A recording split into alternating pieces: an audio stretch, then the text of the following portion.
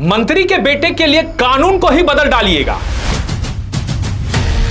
College में जो course बंद है उसकी परीक्षा दिलवा डालिएगा और उसके बाद भी पत्रकारों को नैतिकता का पाठ पढ़ाइएगा। नमस्कार, जोहार। मेरा नाम है राज सिंह। झारखंड के वित्त मंत्री हैं राधाकृष्ण किशोर।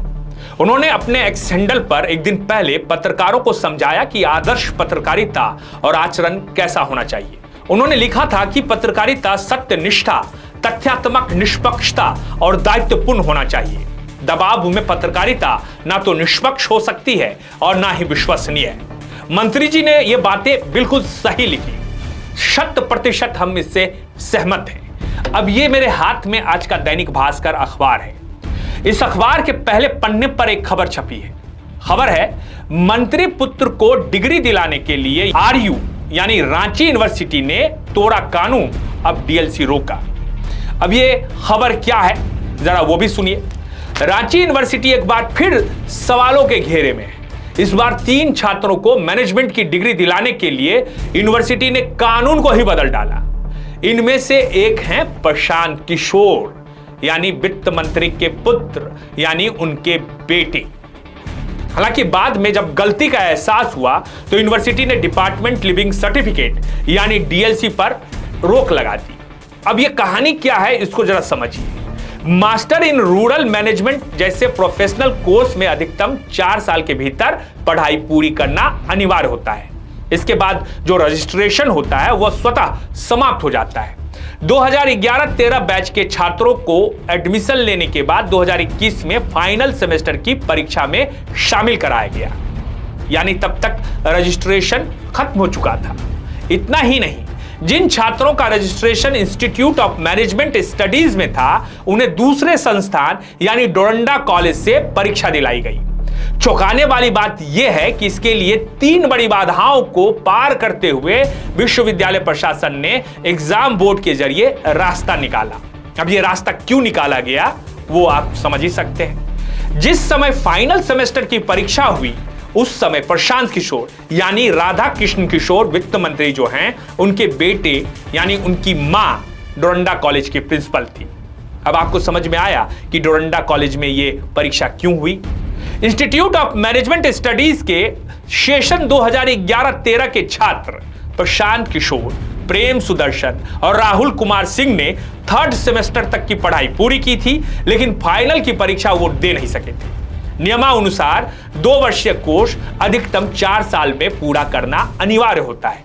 इसके बाद रजिस्ट्रेशन जो है वो खत्म हो जाता है। इसके बावजूद 2021 में उन्हें फाइनल सेमेस्टर में परीक्षा में बैठने की अनुमति दे दी गई। क्या मंत्री जी, कितनी अच्छी नैतिकता वाली बात है। Master in rural management course 2011-13 batch के बाद इंस्टीट्यूट ऑफ मैनेजमेंट स्टडीज भी बंद हो गया। इसके बावजूद छात्रों को डोरंडा कॉलेज से परीक्षा दिलाई गई, जहां यह कोर्स 2016 में शुरू हुई, यानी न सिर्फ कोर्स बंद था बल्कि रजिस्ट्रेशन की वैधता भी खत्म हो चुकी थी।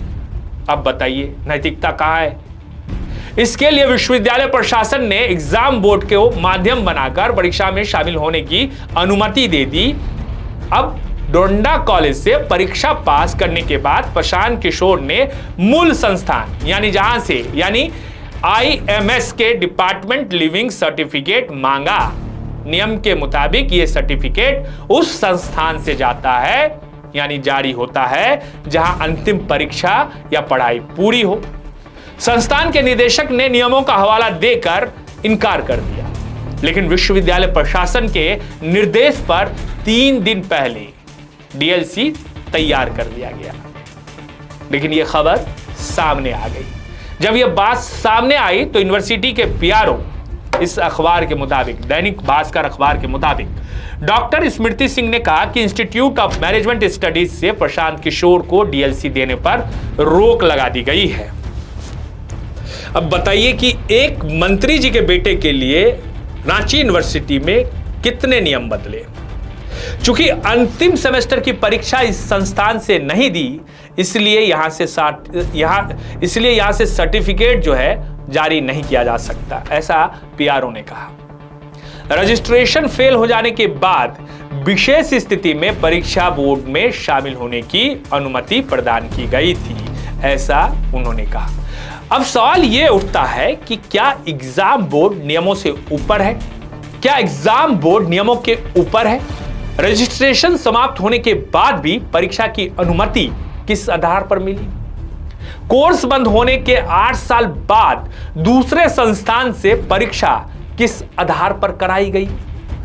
इन सारे सवालों का जवाब एक ही है। जब पिता मंत्री हो तो इस देश में नियम बदलते रहते हैं। दरअसल वित्त मंत्री राधाकृष्ण किशोर ने पत्रकारों को नैतिकता का पाठ पढ़ाया था, लेकिन सवाल यह है कि एक मंत्री के बेटे के लिए रांची यूनिवर्सिटी में इतने सारे नियम कायदे कानून को ताक पर रख दिया जाता है, तो आप किस आधार पर पत्रकारों को नैतिकता का पाठ पढ़ा रहे हैं? आज विश्व प्रेस आजादी दिवस है, यानी स्वतंत्रता दिवस है, तो आप सबको विश्व प्रेस आजादी स्वतंत्रता दिवस की हार्दिक शुभकामनाएं। और मंत्री जी, जब कभी नैतिकता का पाठ पढ़ाएं तो एक बार पीछे मुड़कर झांक जरूर लीजिएगा कि नैतिकता का पाठ पढ़ाने से पहले नैतिकता के रास्ते पर आप कितने चले।